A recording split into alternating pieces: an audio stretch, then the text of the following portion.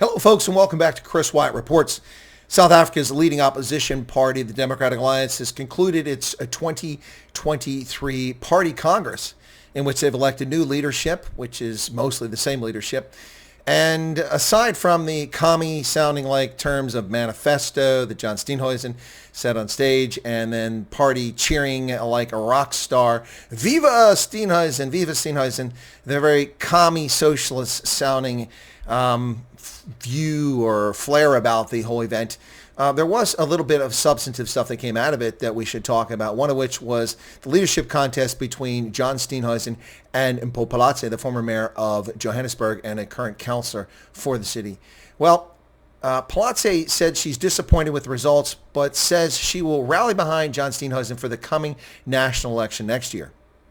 Democratic process, and I respect the outcome, and I will rally behind John going into 2024. I've already sent him a message to let him know that I will be supporting him, and I'm eager to hear what his strategy is. But let's face it, she was a long shot at best in an unrealistic bid to unseat the internally popular John Steenhuisen as the leader of the DA.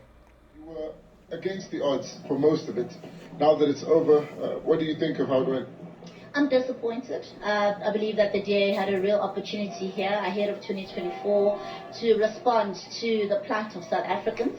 I believe that we've missed that opportunity. The DA had a real opportunity to respond to the plight of South Africans. I believe that we missed that opportunity. Now, this raises all sorts of questions. What exactly does Mpho Phalatse mean by miss that opportunity? Does she mean that only she can lead the DA in response to the plight of South Africans? Exactly what policies that were promulgated at this Congress run afoul of ameliorating the plight of South Africans? Is there something here that the DA has decided to do that will prevent them from ameliorating the situation? Is she implying that the plight of South Africans is an exclusively black matter? Which of the 60 million South Africans is she excluding with that remark? You went into this election with a message that was quite critical of the Democratic Alliance. Your final speech to delegates on the campaign floor mentioned that you believe the party needs someone who's a representative in the community. You at one point spoke about... Now, she's asked about competing for party leadership as a reporter tees up the question with this comment.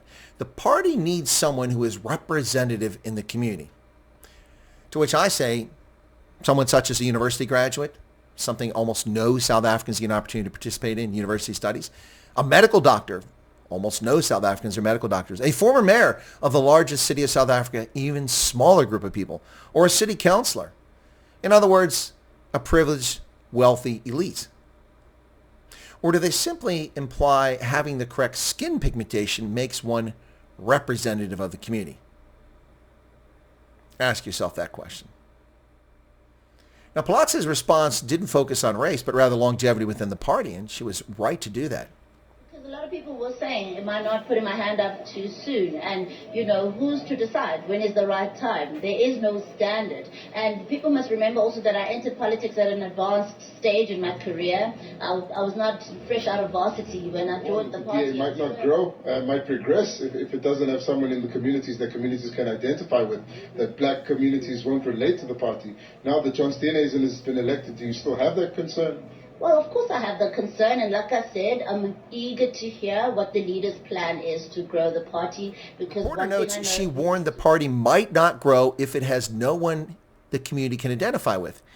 Yet, the party under someone they could identify with, Mmusi Maimane, cratered in 2019, absolute failure, and fell even further in 2021 when it wasn't the case, when they had someone that the party people couldn't identify with, I guess because of his skin pigmentation. Although they love to lambaste him for lack of a university degree, that's far more representative of the average South African than a medical doctor. Now, Phalatse says she remains concerned. But the problem here is that she only became mayor of Johannesburg because her party, the Democratic Alliance, garnered many so-called black votes in the 2021 municipal election. The issues one should be asking are not about skin pigmentation, but rather questions about a party that's weak in communication skills, decision-making, and policy promulgation. That's what they should be asking about the Democratic Alliance. Why is it less popular than it was in 2014 and 2015? What changes have taken place in an era when the ANC has imploded, has failed to deliver? South Africans are hot full of politics in South Africa. The DA should be cleaning the ANC's clock, but instead it hasn't. Like the ANC, its political fortunes have waned as well in 2019 and again in 2021. The DA is fond of running around saying that we were the only significant party that did well in 2021. Well, that is just a red herring. It's utter nonsense. In 2016, the ANC got 10.5 million votes. In 2021, it got 8.5 million. It lost 31% of its voters, mostly because of events in KwaZulu-Natal and in Gauteng in 2021. In July. So the ANC cratered by 31%. But the Democratic Alliance, who crows that they did well in the municipal elections in 2021, actually lost 37% of their voters. Ladies and gentlemen, they went from 4,004,000 votes in 2016 to just 2.5 million in 2021 when people were angry and frustrated and have had enough of the ANC. They lost 1.5 million votes, 37% of the support they previously had. This isn't a skin issue. This isn't skin pigmentation. It isn't a racial issue. Stop the racialization of politics. It's a policy issue. Well, I have concerns about the voting system. I have written to the presiding officer that is correct, and that's, again, an internal process that we are thinking to happen before. But you accept the outcome? Well, yes, for now. I mean, I hope that there was nothing untoward, yes. Dr. Phalatse, are you questioning whether there may have been something untoward? I don't know. I'm not an expert in electronic voting systems, so I don't know. But you're hoping to get clarity. Finally, she throws shade on the voting system the Democratic Alliance used to elect their leader at this Congress. Now, this isn't a wise comment from a leader who had little to no support for this position. Whether she likes it or not, she's not well known enough and popular enough within the party structure that she had a snowball's chance in hell of unseating John Steenhuisen. It's not as if she lost this election by a handful of votes. I mean, almost no one voted for her, according to reporting that we're getting out of South Africa. So why throw shade on an election which was clearly something you weren't going to win, regardless of the system used? It's just very unfortunate she did that. That said, I find the whole situation with what Mpho Phalatse had to say about Barack Obama as being one of the greatest presidents absolutely nonsensical, and it really throws question into her electability. Much like Natasha Mazzone and her idolizing Nancy Pelosi, one has to wonder what sort of leaders the Democratic Alliance has who more quickly associate themselves with corrupt, failed Democrats in the United States than true leaders in the world. Anyway, so she's accepting the results, and she says she'll play a role in the party going forward. But clearly, Mpho Phalatse is not so happy about having lost this election to John Steenhuisen, whom she had no chance at beating. So, be realistic there.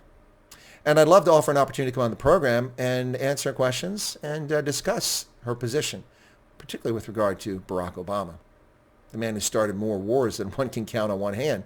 Well, maybe a hand plus. A man who buried us in debt, a man who divided the society on race. And that's someone you think did a good job? I'm sorry, Mpho. You're very much mistaken. Thanks a lot, folks. Be sure to give us a comment and a like on the video if you don't mind. Cheers.